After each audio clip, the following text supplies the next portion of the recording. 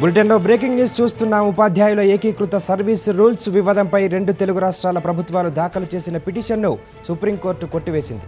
High court ఉత్తర్వులు యథాతథంగా కొనసాగించాలని ఆదేశిస్తూ ప్రమోషన్స్కు 371D సవరణల కోసం రాష్ట్రపతికి ప్రతిపాదనలు పంపాలని సుప్రీంకోర్టు సూచించింది. మరింత సమాచారాన్ని మా కరెస్పాండెంట్ వెంకటేష్ అందిస్తారు. వెంకటేష్, కేసు పూర్వాపరాలేంటి? తెలుగు రాష్ట్రాల పిటిషన్పై సుప్రీంకోర్టు ఎలాంటి వ్యాఖ్యలు చేసింది?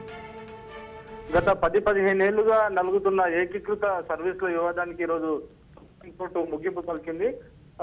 ఏకీకృత సర్వీసుల వివాదంపై సుప్రీంకోర్టులో రాష్ట్ర ప్రభుత్వాలు ఇటు తెలంగాణ అటు ఆంధ్రప్రదేశ్ రెండు ప్రభుత్వాలు దాఖలు చేసినటువంటి పిటిషన్ ను కొట్టివేసింది. దీంతో ప్రభుత్వ ఉపాధ్యాయులకు ఊరట లభించినట్టయింది. పంచాయతీరాజ్ టీచర్లకు ఈ కేసుతో ఈ పరిణామంతో వారికి చుక్కెదురైనట్లయింది.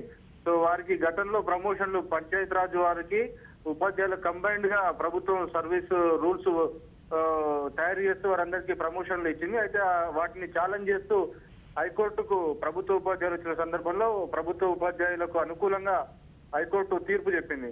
సో హైకోర్టు తీర్పును ఛాలెంజ్ చేస్తూ సుప్రీంకోర్టుకి ఈరోజు రాష్ట్ర ప్రభుత్వాలు వచ్చినప్పటికీ సుప్రీంకోర్టులో కూడా రాష్ట్ర ప్రభుత్వానికి పంచాయతీరాజ్ టీచర్లకు చుక్కెదురైంది.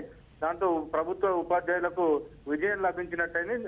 ప్రభుత్వ ఉపాధ్యాయులంతా కూడా ఇప్పుడు నేరుగా మండల ఎడ్యుకేషన్ ఇన్స్పెక్టింగ్ ఆఫీసర్స్ గా డిఈఓలుగా వీరందరూ కూడా ప్రమోషన్లు పదోన్నతులు పొందేటువంటి అవకాశం లభించింది.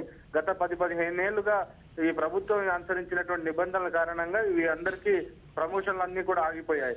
వాటితో పాటు విద్యారంగంలో పరిపాలనా పరమైనటువంటి లోపం తలెత్తి ప్రభుత్వ పాఠశాలల నిర్వహణకు తీరు కూడా చాలా అధ్వాన్నంగా తయారైంది. సో తాజాగా వచ్చినటువంటి తీర్పు నేపథ్యంలో ఇప్పటివరకు ఇచ్చినటువంటి ప్రమోషన్లన్నీ కూడా రద్దయిపోయి రెట్రాస్పెక్టివ్ ఎఫెక్ట్ ఇప్పటివరకు అయితే ఎవరైతే పంచాయతీరాజ్ టీచర్లు ప్రమోషన్లు పొందారో వారందరూ కూడా తిరిగి వెనక్కి వెళ్లాల్సినటువంటి అవసరం ఏర్పడుతుందని ప్రభుత్వ ఉపాధ్యాయులు చెప్తున్నారు. సో దానిపై ప్రభుత్వం ఎటువంటి నిర్ణయం తీసుకుంటుందనే చూడాలి.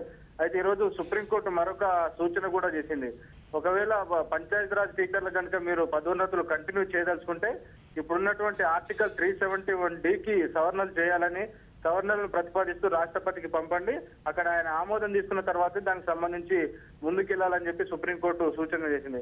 సో ఈ తాజా పరిణామాల నేపథ్యంలో ప్రభుత్వం ఎటువంటి నిర్ణయం తీసుకుంటుందన్న దాని ఆధారంగా ఈ పంచాయతీరాజ్ టీచర్ల పదోన్నతులు ఉంటాయా లేదా అన్నది తెలుస్తుంది. Right, thank you Venkatesh.